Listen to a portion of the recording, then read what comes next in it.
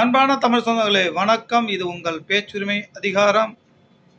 கற்பி ஒன்று சேர் புரட்சி செய் என்ற வாசகத்துடன் இன்று நான் சமூக வலைதளங்களில் ஒரு வீடியோ ஒன்றை பார்த்தேன்.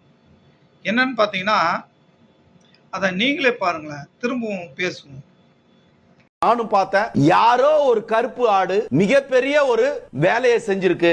இது ஏதோ ஒரு திட்டமிட்ட ஒரு சதியை போல் தெரிகிறது. அந்த கரூரில் ஒரு கருப்பு ஆடு இருக்கிறது.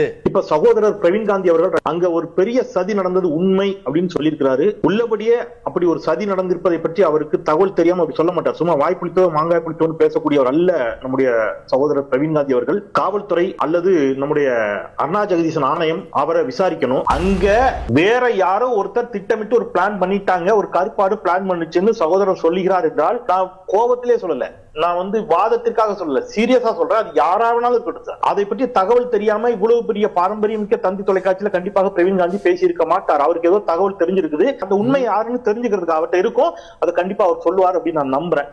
அவரை காவல்துறை விசாரிக்க வேண்டும். யார சகோதரர் பிரவீன் காந்தியா காவல்துறை விசாரிக்க வேண்டும். செந்தில் அவர்கள் சொன்னதுக்கு நான் ஒன்ன சொல்லிடுறேன். ஒட்டுமொத்தமான ஒரு ஒப்பீனியனை நாம ஒரு இடத்துல சபையில பேச வரும்போது பேசுறோமே தவிர, நான் விஜய் மீதும் குற்றம் சொல்லி இருக்கிறேன். நேத்து முந்தா நேத்தலாம் அவர் கிளம்பி வந்தது தப்புன்ற, யாரோ ஒரு குற்றவாளி இருக்காங்கன்றது இல்லாமலாம் இருக்காது. அது தாவாக்கா சைட்லயும் இருக்கலாம். டைரக்டா திரு விஜய் அவர்கள் சிஎம் குறிப்பிடுவது சரியல்லன்னு நான் சொல்லியிருக்கேன். ஸ்ட்ரெயிட்டா சிஎம் சிஎம் சிஎம் சொல்றது நானு பிளஸ் டிஎம்கேன்னு ஒரு காட்டுறதுக்காக தான் இருக்குன்றது அதுல தெரியுதே தவிர, எதையுமே ப்ரூவ் பண்ணாம ஆளுங்கட்சி மீது, ஆளுங்கட்சி நடத்தினா எப்பவுமே ஆளுங்கட்சி பலியாடு. மீண்டும் மீண்டும் தமிழக அரசை குற்றம் சொல்வதுங்கிறது முக்கியம் இல்லை. குற்றவாளி யார் என்பதை கண்டுபிடிப்பது தாவேகா கட்சிக்கும் உண்டு, திரு விஜய் அவர்களுக்கும் உண்டு. மீண்டும் மீண்டும் ஒரு கட்சியை குறிப்பிட்டு தாக்குவதை நிறுத்திக் கொண்டு குற்றவாளி யார் என்று கண்டுபிடித்ததுதான் திரு விஜய் அவர்களுக்கும் அனைவருக்கும். உண்மையாலுமே சிரிப்பு அடக்க முடியல. அண்ணன் செந்தில்வேல் அவர்கள் என்ன சொல்றாங்கன்னா, வருண் காந்தி அவர்கள் உண்மையை தெரியும். ஏன்னா அவர் ஒரு நேர்மையானவர். அவர் ஏதாவது பொறுப்பு இல்லாமல் சொல்ல மாட்டார். அவர் போலீஸ் விசாரிக்கணும் தாங்க சொல்றாரு.